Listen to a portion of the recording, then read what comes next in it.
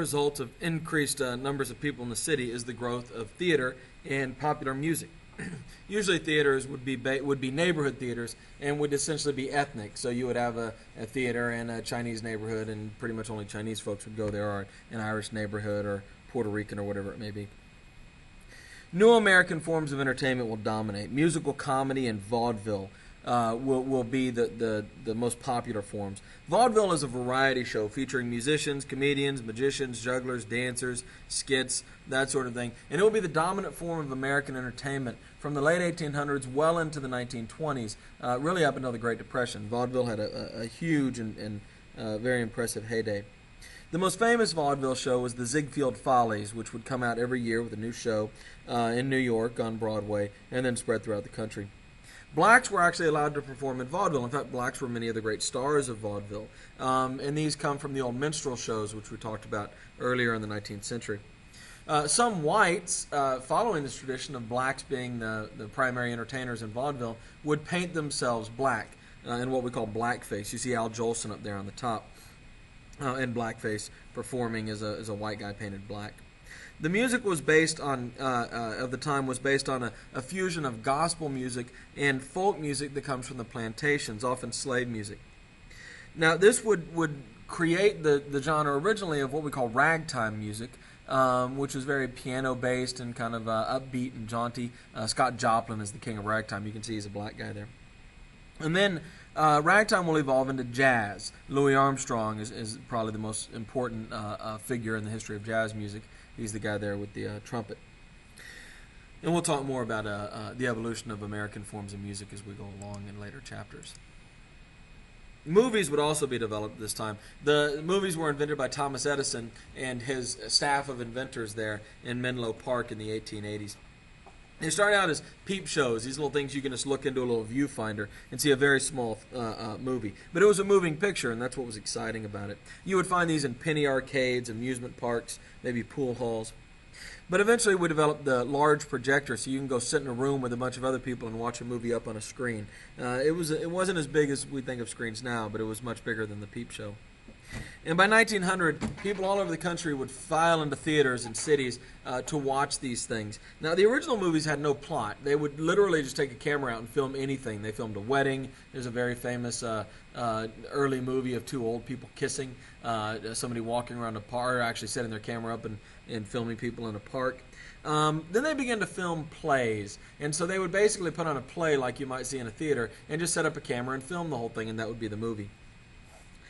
It's really going to be D.W. Griffith who's going to create what we think of as movies. And this is a story told through the use of the camera and editing. So you'll have different shots. You may have a close-up shot and a far-away shot. You may show a picture of one person talking and then another person talking to establish that they're having a conversation. Now, unfortunately, D.W. Griffith's great masterpiece where he establishes these techniques is called Birth of a Nation. It comes out in 1915, and it tells the story of poor Southern whites who are being picked on by the mean black people who've been freed, it's said during Reconstruction after the Civil War, and the heroic Ku Klux Klan is formed by the whites to murder the black people. It's a disturbing movie, and it disturbed people at the time, to be fair. And the next year he'll make another masterpiece, Intolerance, where he kind of, which is often considered to be kind of his apology for the racism of Birth of a Nation. Although Birth of a Nation was incredibly popular. In fact, it sold more tickets than there were people in the United States. So the average American saw it more than once. Stadiums. Real quick, I should also say this about movies. They didn't have start times. You would just go to the movie, buy your ticket, and walk in and watch from wherever you came in, and then wait until it came back around. So you might watch the middle and the end, and then watch the beginning. They didn't post start times. People watching was a major attraction. Imagine in a farm, you don't see a lot of people. You don't see, but in a city, you see hundreds, if not thousands, of people every day. And of course, as it is today, people like to go out and see and be seen. Dance halls, vaudeville shows, concert halls, parks like Central Park were all places you might go out just to people watch. Movie theaters and sports stadiums, of course, as well, would be great for this sort of thing. And here we see some of the early baseball stadiums. A lot of these, of course, will become legendary. There's Ebbets Field on the bottom left, which was in Brooklyn. The Polo Grounds is up here. Forbes Field, where the Pirates played. We also have amusement parks. Coney Island is going to be the king of entertainment destinations. That's where everybody wants to be to have a good time. Luna Park will open on Coney Island in 1903, providing rides, stunts, reproduction of exotic locales. They would actually take entire villages of African natives, pygmies for example, move them here and then set them up like a zoo exhibit. You could ride an elephant. They would have adventures. You could tour through a Japanese garden. You could take a ride on a Venetian gondola.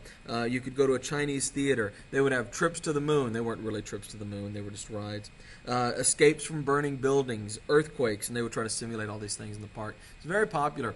A competitor opened called Dreamland in 1904 that was even more elaborate. It featured a 375-foot tower you could go to the top of, a 3-ring circus, chariot races, a Munchkin village, which of course were dwarfs.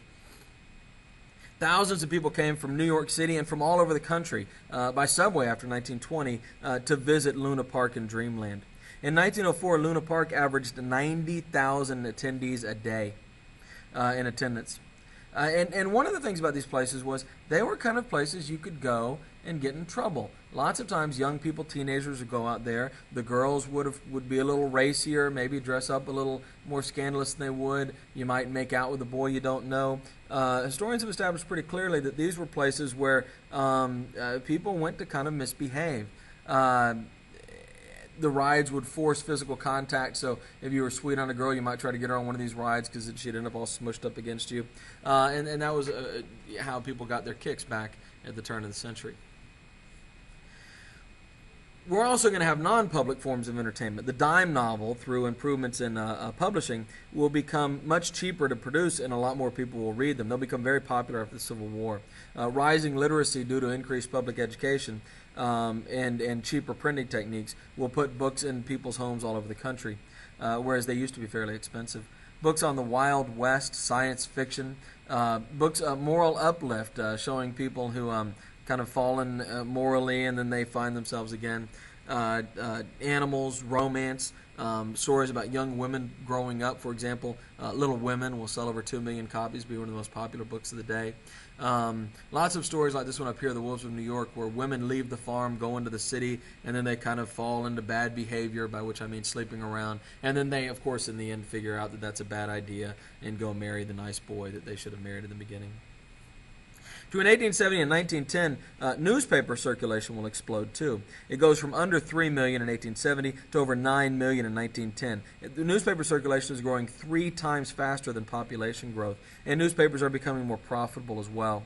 We begin to separate news and opinion. People talk about as if news has just progressively gotten worse. That's not actually true. Up until about the Civil War, all news was opinion. There wasn't really anything you would call news. But reporting becomes a profession during the late 1800s, where reporters try to begin this notion of just the facts and just telling people what happened, and the opinion page becomes a separate thing. The Newswire, which we talked about before, allows news stories to be transmitted all over the country, and in the world for that matter. So your local newspaper has stories from every city and every state and many countries around the world. Newspapers consolidate. Great newspapermen will buy up lots of newspapers in lots of towns.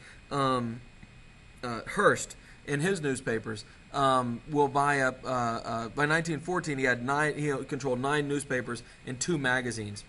Layouts become more elaborate. What they can actually put onto the page becomes much more complicated, and eventually we're going to have color drawings at first, and then photographs.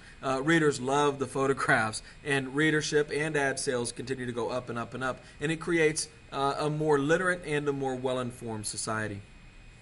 We should also mention the telephone. The telephone was invented by, among others, Alexander Graham Bell in 1876. Originally, you had to have direct wires connecting to telephones, so you could only talk to somebody your phone was actually wired to. But in 1878, the switchboard is invented, and you can now change the wire connections and talk to lots of different people.